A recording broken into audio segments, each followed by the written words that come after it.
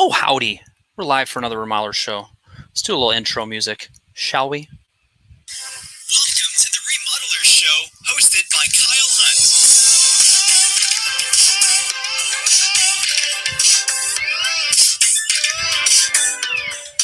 It's just a good tune.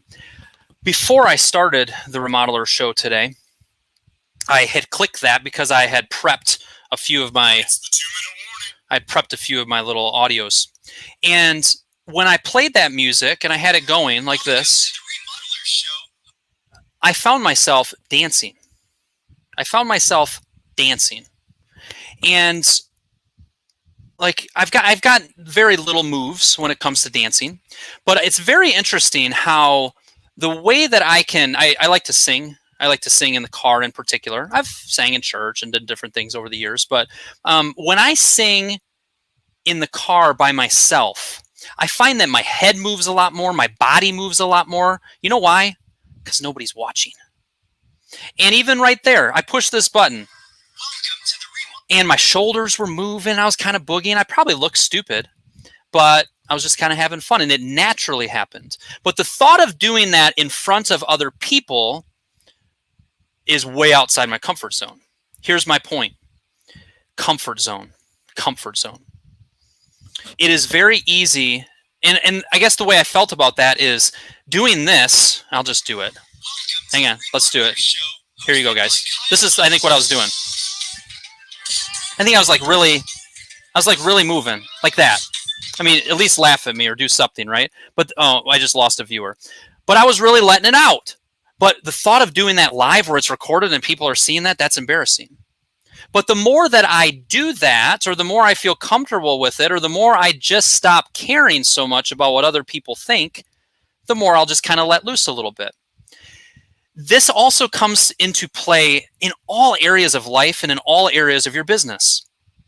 Your comfort zone. We get this comfort zone, and like stepping outside our comfort zone is not fun. I'm not going to do it. But we need to continually step outside our comfort zone. We need to try new things. That looks like getting in front of your camera and recording a video of something cool that's going on your job site. That's a normal, frequent comfort zone breaking thing that I'm pushing clients to do. Comfort zone is having that difficult conversation with that trade partner that you've been putting off. That's stepping outside your comfort zone. We have a friend of ours who battles a lot with anxiety. And she's gone through a lot. She's proactive with it. She's not somebody that's letting it control her. And it does control her from time to time, but she continues to learn how to step and push back on it. And it's a similar vein of thought here. She taught us, and she said, you know, one of the things that I've been taught by my therapists, that this is a friend of ours who's gone through training with this. She said, the longer you go without pushing back against things that make you uncomfortable, the longer you go without pushing back, the smaller and smaller your square of comfort's going to be. And in that case, when it comes to anxiety, all of a sudden now you're not comfortable going out to this place or this place or this place, or you can only eat at this place and this place because that's where your comfort zone is. That's outside my comfort zone. The longer we let that happen, the tighter, and I think this also is the case, is as you age, your willingness to step outside your comfort zone gets harder because you've spent so many years protecting your comfort zone. As a business owner, and might I say just as a person, we've got to be pushing back against what we're comfortable with. Because on the other end of that is growth. The other end of that is maturing. The other end of that, a lot of times, is just good things, is being brave. And I know that could be just in a silly thing related to like the comfort zone you have in doing certain things in your business or getting in front of a camera, or it could be silly things like me dancing like an idiot. But I think there's a lot of life application there too. We've got to push back against comfort zones. We got to bust through it. I'd be curious in the comments, what is something that when I say you need to push past your comfort zone and try something new, what comes to mind for you for that? What's your answer to that? What's your fill in the blank for that? Good morning from Utah. Hey, Matt.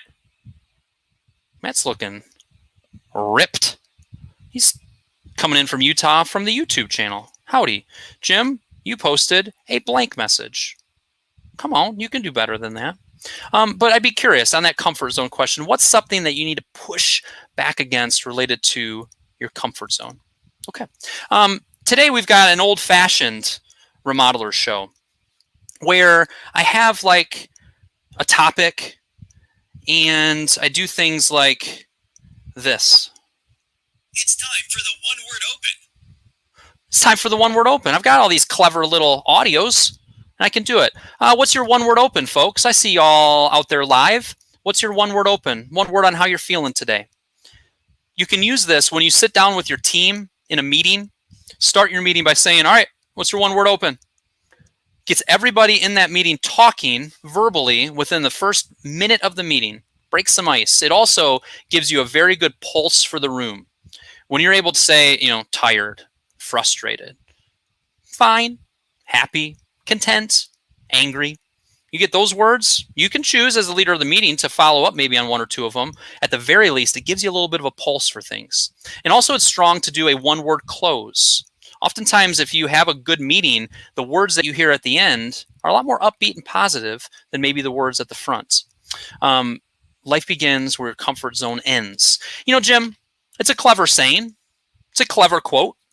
Kind of inspirational. I bet you could find it on a t-shirt somewhere around. And sometimes we see lines like that and we're like, oh, that's fine. That's a clever line. But it's really good. It's really true. Like if we can get past there's the little bumper sticker of life begins where your comfort zone ends. And we get past that and actually think about what it's saying. It's very true. It's very true. Are we just looking to have just very plain vanilla lives? Is our comfort zone going to be right here? Guess what? If you step out of your comfort zone when it comes to having hard conversations, that is going to bear fruit and that is going to be beneficial with you in so many ways that you don't even realize years and years and years from now. When you have to sit down with one of your children, when you have to sit down with a child of yours who's having a struggling marriage, when you have to have a tough conversation with your parents who need to go into hospice care, you know what? If you flex those muscles of stepped outside your comfort zone and you're more comfortable having difficult conversations, you're telling me that's not going to help in your life going forward? That's not going to let you be more of a leader, that you're going to live more, that you're going to help people more? I went a little dark with that, of like those types of topics, but I think also it works on the inspirational side, outside your comfort zone. Press on. Technically, that's a two-word open, but maybe it counts. Of course it counts, Bailey. We're not out here to yell at people. Chris says another Utah. Is that how you guys say it?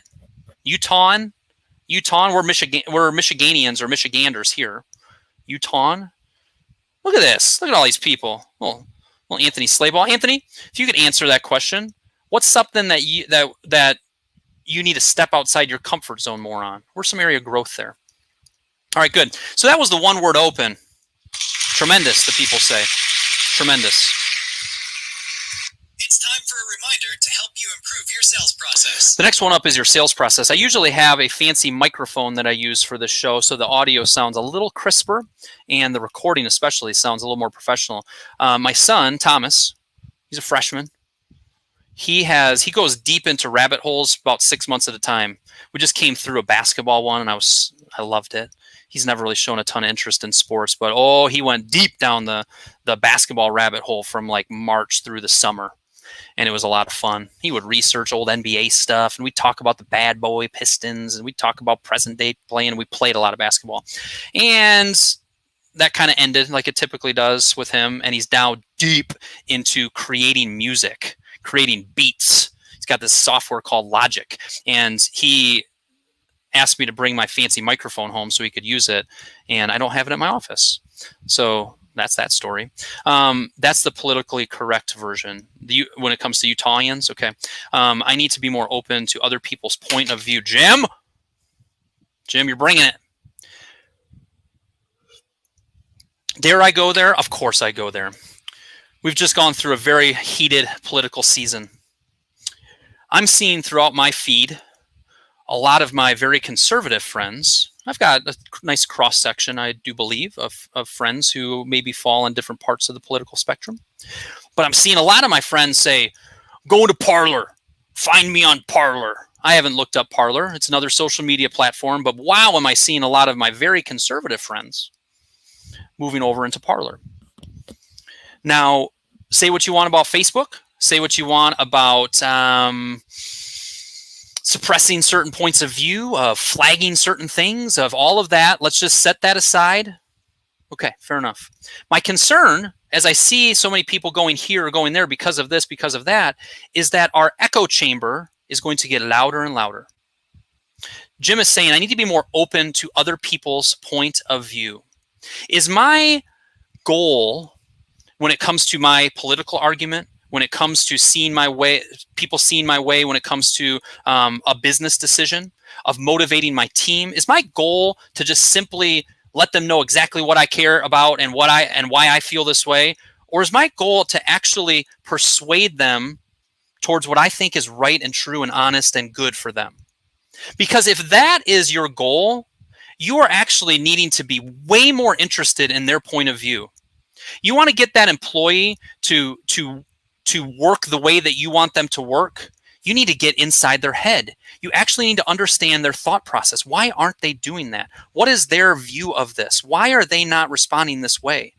And boy, as a society, you know where we're going? We are going deeper and deeper into our own echo chambers, where we just want to be surrounded by our own thought process and what we believe and what we want. And that's a dangerous thing for our society. Wow, I'm going super political or super philosophical. I think this is philosophical even, more so than political, because it's not just on politics. We have got to be more open, what you're saying here, to other people's point of view. Not because we need to agree with it, but because it's healthy. We need more of it in our society. And if we just keep leaning into you're bad, I'm good, and just keep pushing and pushing and pushing against that, it ain't going to end well.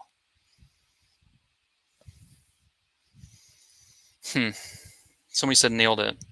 You beat me to it, echo chamber, silos of thought. We need to cross-pollinate the verticals. Love that glass. Oh, this must be Michael because he's talking about his glass.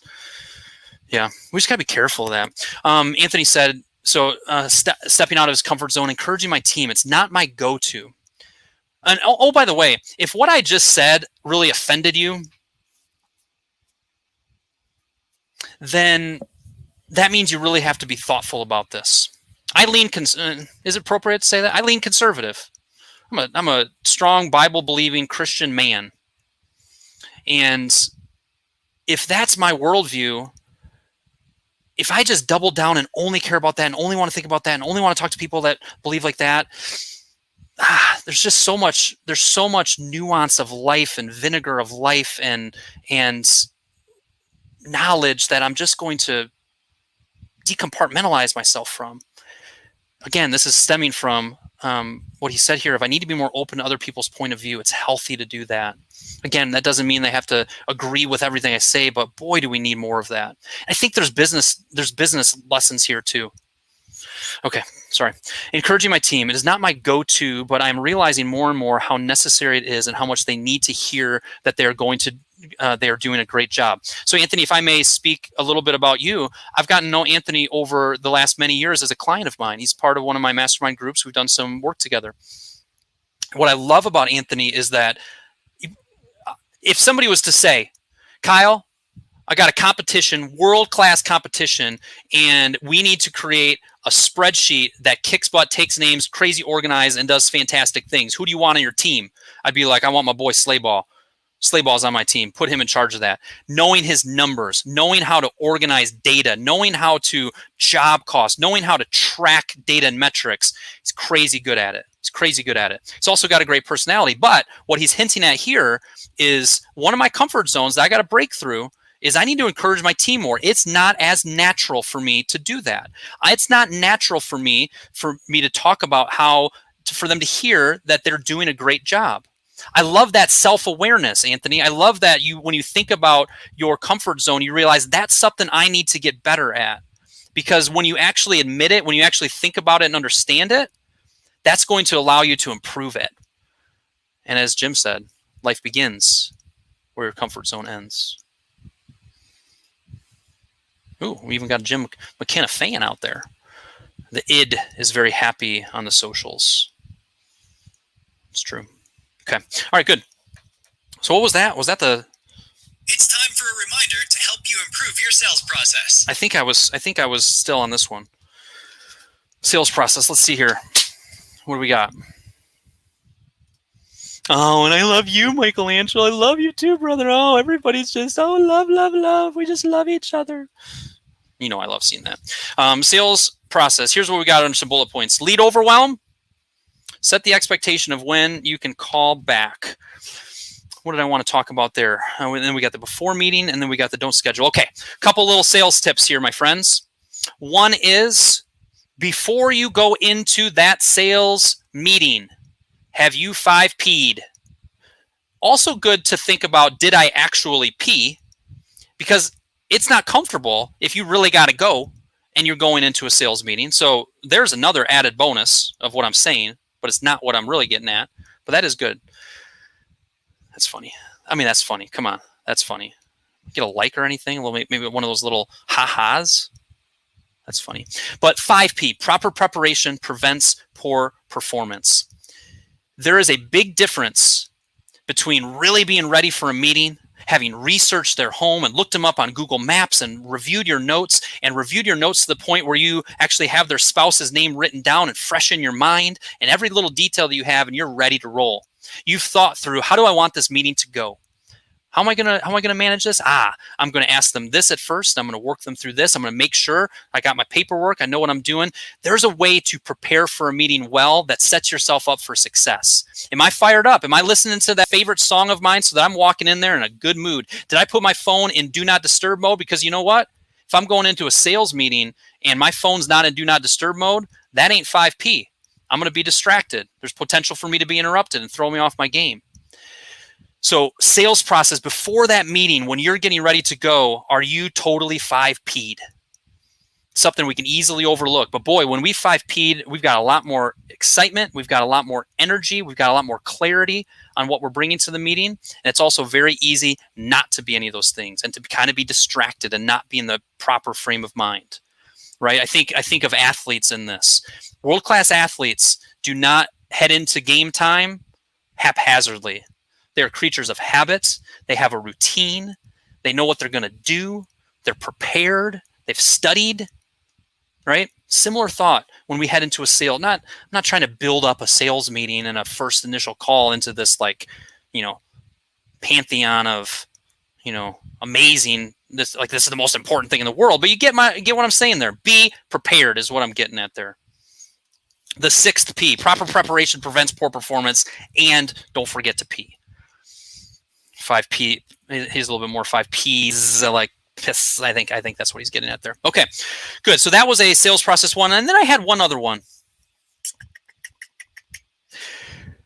This reminder that every opportunity, I got to get that 5Ps off there, that every opportunity that you're working on, that you're in design or development in, that you're having that initial meeting with, every opportunity should have a very clear next step, even better, a meeting already scheduled.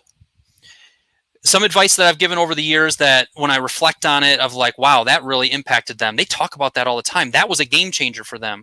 When you're overwhelmed and you're looking at too many things, if you leave a sales meeting or a design presentation meeting or whatever it is, and the words out of your mouth are, well, I'll get back with you next week, or even I'll get back with you next Thursday, but you don't actually have a meeting scheduled and it's not on your calendar, you are setting yourself up for failure. You're setting yourself up for missing that deadline, because if you don't have a deadline set, it's very easy for it to go, crap, I told him I was going to get this back on Thursday and now it's Friday. And that's super easy to happen. It happens over the years to me where I'm like, all the best intentions of the world, I'm going to get back to him on Wednesday, and then I get busy and then all of a sudden it's Friday. But if I schedule the next appointment before I leave that appointment, I am setting myself up for success, because I will get that done because I've got a deadline. We all work better off of deadlines. So that's another sales process tip on today's The Remodeler Show with your host, Kyle Hunt, is to book that next appointment before you finish the current appointment. The people love that. Practical advice and very good advice, if I may say so myself. I think we can help Kyle come up with a better tagline than 5P'd. I welcome your taglines, but I am, you guys will, no, I'm not going to, I almost turned into my mother there for a second, but I'm not going to. My mother is somebody who, hi mom, if you're watching. I don't know if she's ever watched the Remodelers Show. Probably not.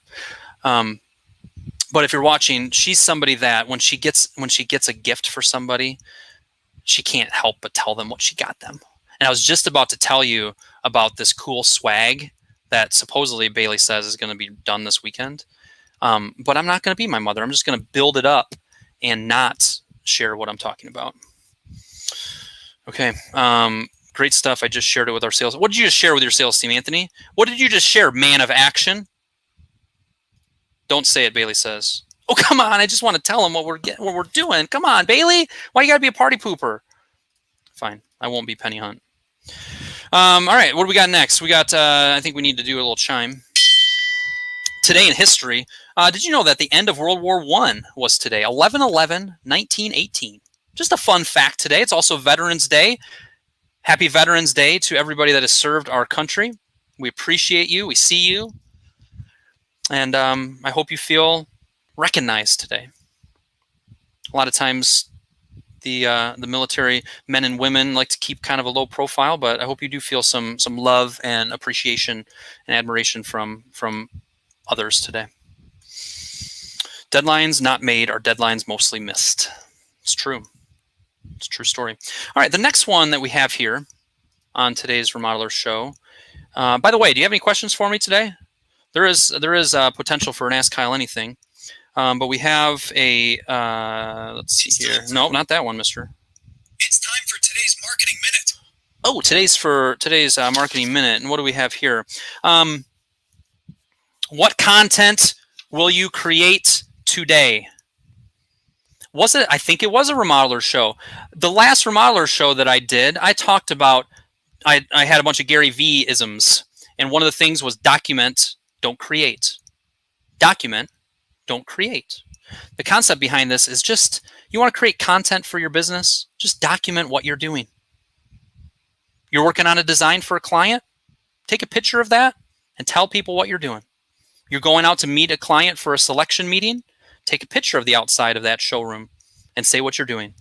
Just document the process. Document the process. It's not that complicated. That content will do better.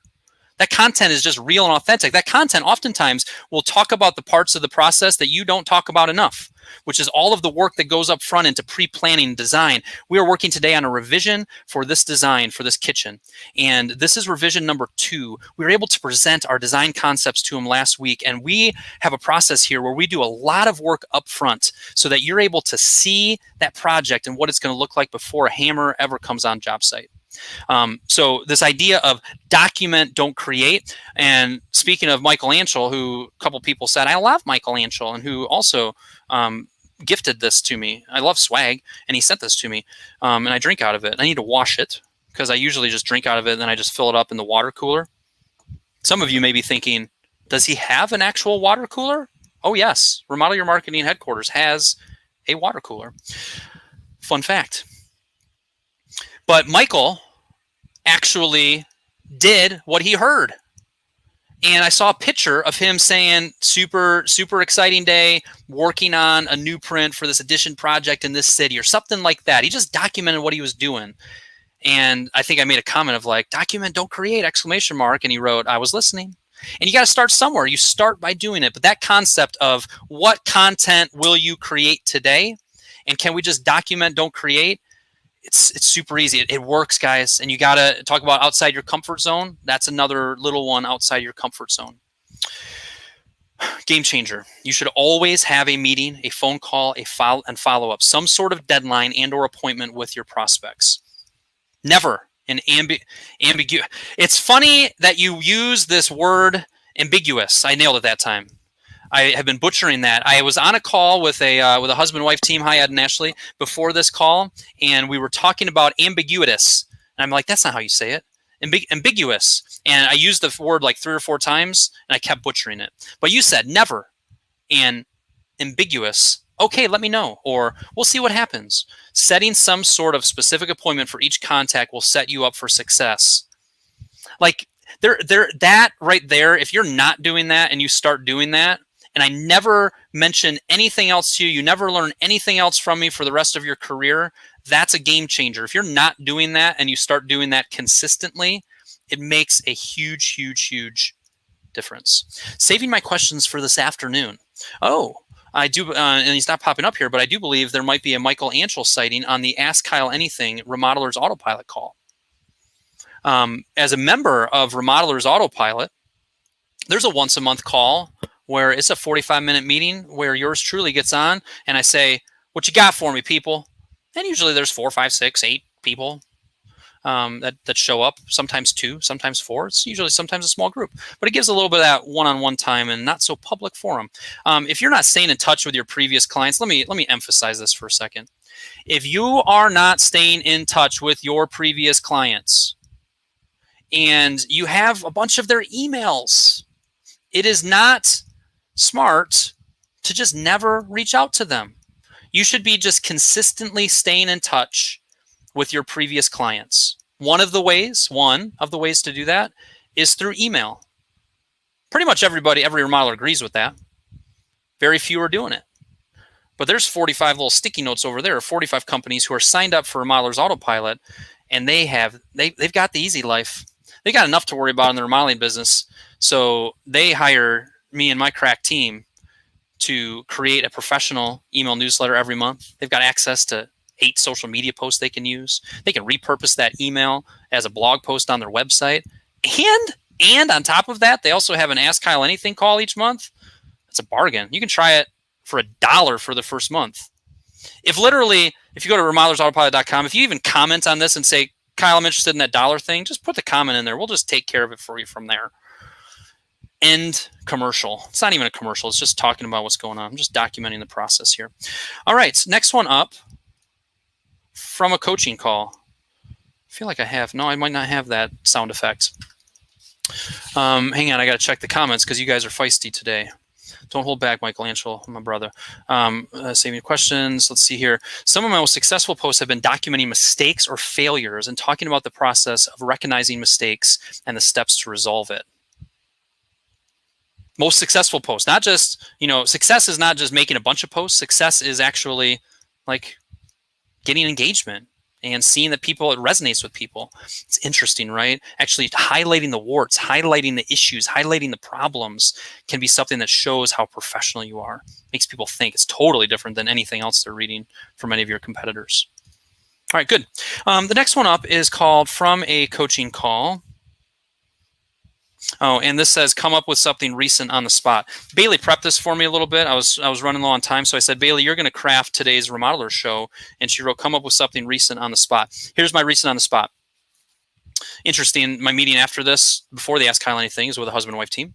And I've already talked to 2 husband-wife teams today. Here's my quick take. Here's my quick thought. Your relationship as spouses is way more important than the business. We get that mixed up. We let the business, especially, there's a lot of husband-wife teams in this industry. There's a lot of husband-wife teams that I work with. Your marriage and relationship is way more important than business success. And it's hard. It's a hard balance. It's hard to keep work things at work and home things at home. It's a beautiful thing when it works well, and it can be a very hard thing when it doesn't work well. If you're a husband-wife team, you need to be, number one, our marriage comes before any of all this. And if it ain't working, we need to make changes in the business. We need to step back from certain roles. We need to lean into certain roles, but just take that really serious. So that's the From a Coaching Call to those people who it's relevant to. Kint Suri. I only speak English and a few Spanish words, such as "cállate tu boca," which means "shut up your mouth." Don't ask me. I know that one. And my mother, actually. My mother has a great friend from Venezuela, and she knows some Spanish. And "cállate tu boca" is one that was spoken in the Hunt House growing up. Yeah, everybody wants to know what "Kint Suri" is. Michael, we're not on the Remodeler Show. We're not into unclarity. We are into clarity. Is unclarity even a word? It's probably not. We are about clarity. And you writing "Kint Suri" without any kind of description of that, while interesting, is not necessarily clear. Help us out here. And you better hurry because it's 12:30 and I'm rolling here shortly. I'm going to look through here to see if there's anything else that I really want to touch on today. Go to Remodelers Vault, V-A-U-L-T, Remodelers with an S, vault.com. There's like 50 really good templates, tools, resources in there. A lot of you have logins for it. Some of you don't. Just go to remodelersvault.com. It doesn't cost any money. And if you just spend a little bit of time clicking through there, by golly, I think you're going to find something that you can download, tweak, and customize. And it might be a nice solution to a hole that you have in one of your processes or in your business. You should really look at that. Some people know what kintsugi is. Oh, now we've got all the brainiacs being like, well, we already know what that is, and you're just showing yourself as not being as smart as us because you don't. Thanks, Bailey and Michael. Smarty pants. And I'll end with, in the Know Your Numbers category, almost made it in the bucket. In the Know Your Numbers category, I made a post about this yesterday. It is now November 11th. If you do not have clarity on what your 2020 tax liability is, that's a problem in my eyes. There's no reason that you should not have had, or you have very soon, a meeting set up with your CPA to review your books for the year. It's been a wonky year. Some of you guys got PPP stuff, which is making it even wonkier. You know, you've got tax withholdings. Some of you had a shutdown early in the year. We need to know what our tax liability looks like so that we can properly plan for it. Okay, so if that means you need to get your books up to date, do that, but book your appointment. Remember that whole book that appointment before the next thing? Book that appointment. Give yourself a deadline to get your stinking books up to date so that you can go into that CPA meeting with updated books that they can review that with you. Okay, you've got a lot of responsibilities as a remodeling business owner. A big one is to know your numbers and to be on top of it. So I would encourage you to do that. And don't make it be like December 15th. That gives you very little window to make some adjustments or make some changes. And lastly, dropping bombs just before the closing bell. Darn right. And lastly, if your CPA says, well, you got a lot of tax liability, what can you buy? You need a truck, you need this, you need that. It's okay for them to say that, but step back from that and don't just immediately say, well, I do need a new truck. I do need this. Sometimes if you desperately need something, yes, it makes sense to buy it on December 20th than it does January 20th. Yes, it can lower your tax liability. But I see it too often where CPAs are like, well, our goal is to get the lowest tax liability, and nobody's thinking of cash flow. And they drain their cash down, their cash reserve down of $50,000. And then they have a $10,000 less tax bill. But they've also drained down their cash flow as they're entering in the wintertime. Sometimes it makes sense to pay more in taxes and keep a stronger cash flow and balance in your checking and savings account. One man's opinion. Experienced opinion, by the way. I've seen it done the wrong way and people kicking themselves in February going, why did I do that? I also get frustrated sometimes when I see some of my clients with that $65,000 stinking pickup truck in their driveway when they should be stinking saving money. Save money, people. I'd argue the accountant should be reviewing the books quarterly at a minimum. Yeah, I don't disagree. I'm concerned. Bailey, I was going to look it up, but I pay Bailey. So, Bailey, can you send me an email with a nice, clear understanding of what kintsugi is and save me the Googling?